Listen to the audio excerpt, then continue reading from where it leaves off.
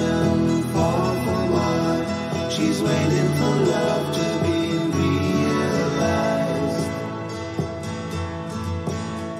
I'll send her my heart covered as a gift and hope that you'll take it into her side.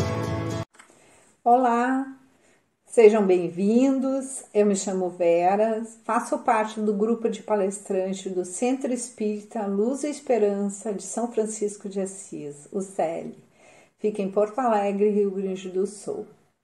E nós hoje vamos estar fazendo uma reflexão através do Evangelho segundo o Espiritismo sobre o capítulo 9, as bem-aventuranças, bem-aventurados os mansos e pacíficos. E meus irmãos, quando a gente fala em bem-aventurança, eu fico pensando como nós podemos aplicar essas bem-aventuranças no nosso dia a dia. Como compreender as aflições, ser pobres de espíritos, ser puros de coração, ser misericordiosos e ser mansos, né? Assim ensinava Jesus. E como nós estamos, meus irmãos, com os nossos sentimentos com relação ao momento que estamos vivendo, a pandemia, né, de ficarmos reclusos em nossos lares? Como que nós estamos com as nossas emoções, os nossos sentimentos? Como estão as nossas atitudes? Nós estamos conseguindo nos equilibrar nesse momento, meus irmãos? E as bem-aventuranças, com certeza, elas traduzem alguns sentimentos, algumas virtudes em que a gente possa estar se apercebendo delas e trabalharmos nesse momento. Por exemplo, meus irmãos, como nós estamos? Nós estamos muito ansiosos, nossas atitudes são um pouco impulsivas ou muito impulsivas, né? Nós somos ainda daquela frase, dizemos assim, eu não levo desaforo para casa. Como é que nós estamos com os nossos sentimentos? Tá? Então é importante que a gente nos aperceba, né? Através das emoções que estamos sentindo, compreendendo os nossos sentimentos através das nossas atitudes. As bem-aventuranças, meus irmãos, Jesus subiu ao monte, segundo Mateus, reuniu os seus espíritos, aproximou-se dos seus espíritos e também do povo que estava junto dele, para vos ensinar. E essas bem-aventuranças continuam nos ensinando. E ensinar o que, meus irmãos, as bem-aventuranças? Bem-aventurados quer dizer os felizes, né? Então, Jesus, o primeiro ensino dele para os discípulos dele, e esse legado que ficou para nós, né, até hoje, né, e que esse legado que fica para toda a humanidade, é de sermos felizes.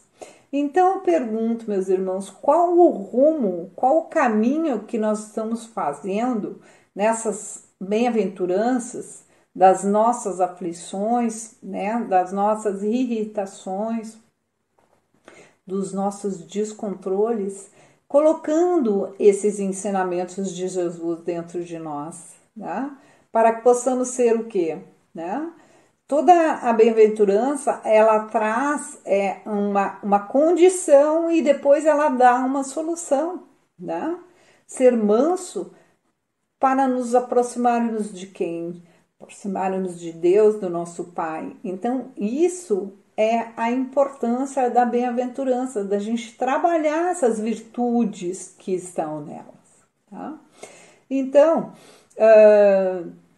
eu estava pensando, Mahatma Gandhi falou que se fosse perdido todos os livros sacros, nada, todas as literaturas sacras, nada estaria perdido. E eu pensava com relação a essa frase de Gandhi, quão importante é o que ele disse.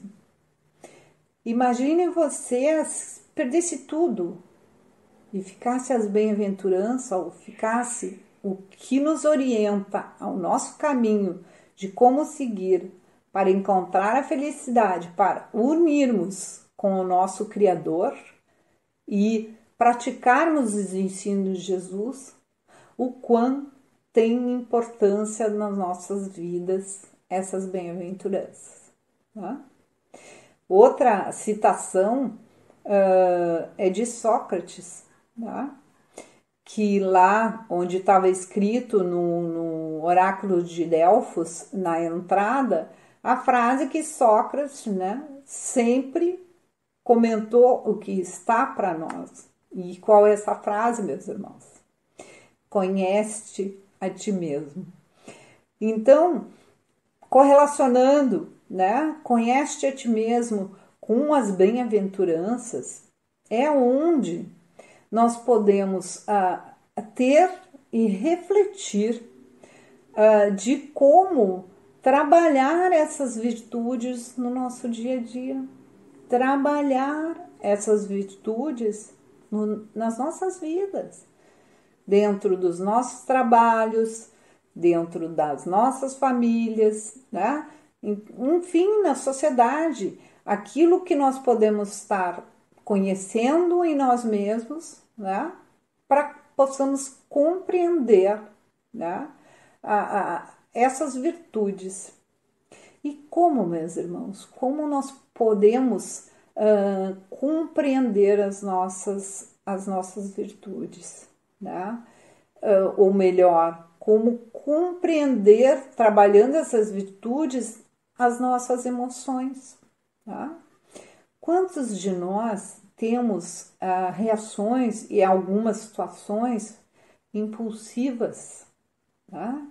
Que 5 minutos depois nós já vamos estar arrependidos, nem 5, 1 minuto depois vamos estar arrependidos daquilo que falamos ou que praticamos, tá?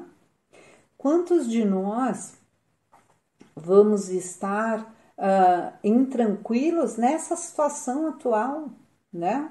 Tendo muita ansiedade, né? E aonde há muita ansiedade, aonde há muita ira, né? Há o descontrole. E aí essa é a chave, né? A chave do caminho contrário da bem-aventurança. Porque a bem-aventurança vem falar da felicidade. Se nós hoje estamos tendo atitudes impulsivas e que geram dissabores para nós mesmos, nós estamos ainda, meus irmãos, no caminho contrário dos ensinamentos de Jesus e de ser manso, de ter controle das nossas ações, para que termos melhores, né, reações. Mas tudo é uma questão de escolha. Né? Se nós formos programar uma viagem, tá? O que nós vamos fazer? Nós vamos separar, colocar na mala tudo aquilo que precisamos levar, nós vamos escolher, né, o nosso trajeto, o nosso rumo, nós vamos escolher o que queremos conhecer, né? Nós vamos ver a parte financeira, se está tudo dentro dos conformes. Então, vejam vocês, que é tudo uma questão de nos organizarmos, né? E a gente faz muito bem nessas questões de trabalho, nessas questões de viajar, de fazermos programações, né? Inclusive das nossas vidas, né? Daquilo que precisamos, materialmente falando. Tá? Então, tudo é uma questão de organização. O nosso dia no nosso trabalho, a gente faz a nossa agenda, vemos aquilo tudo que precisamos fazer. E tudo é uma questão de organização e de entendimento. Tá? E na questão da bem-aventurança, de estarmos junto com o nosso Pai, né? A bem-aventurança, aquilo que a gente tem que viver, aquilo que a gente tem que entender, as nossas aflições, ser pobre em espíritos, aprender a ser puro no coração, né? Ser manso, ser misericordioso. Então a gente precisa organizar as nossas emoções, as nossas virtudes. E como fazer isso? Como organizar, como organizamos uma viagem, como organizar e fazer escolhas para sermos felizes dentro das bem-aventuranças. Santo Agostinho nos deixou dito que ele, quando esteve encarnado aqui na Terra, ele toda noite, no recluso lá do seu lar, né, ele fazia um exame na sua consciência. Passava todo o seu dia, de tudo aquilo que tinha acontecido, de o que ele não tinha gostado, se ele tinha sido impulsivo, se ele tinha falado o que não gostava, né? Então, todas as nossas atitudes a gente pode passar, como se diz, em revista, né? Isso é um exame, uma meditação maravilhosa que a gente possa fazer, nos auxiliando, nos organizando, tá?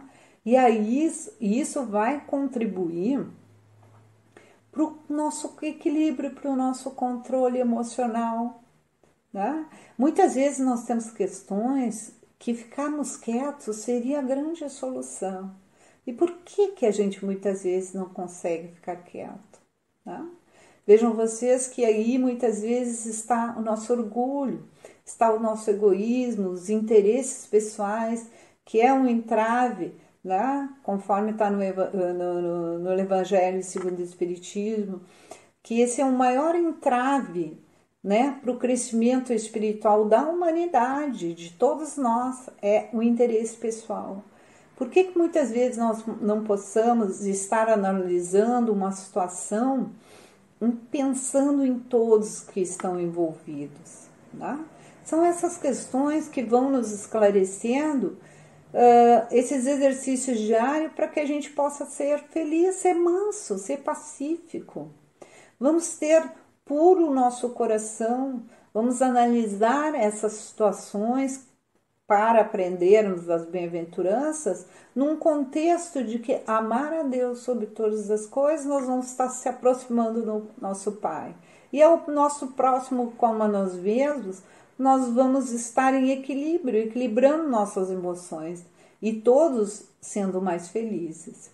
Se a gente não conseguir da primeira vez, não tem problema.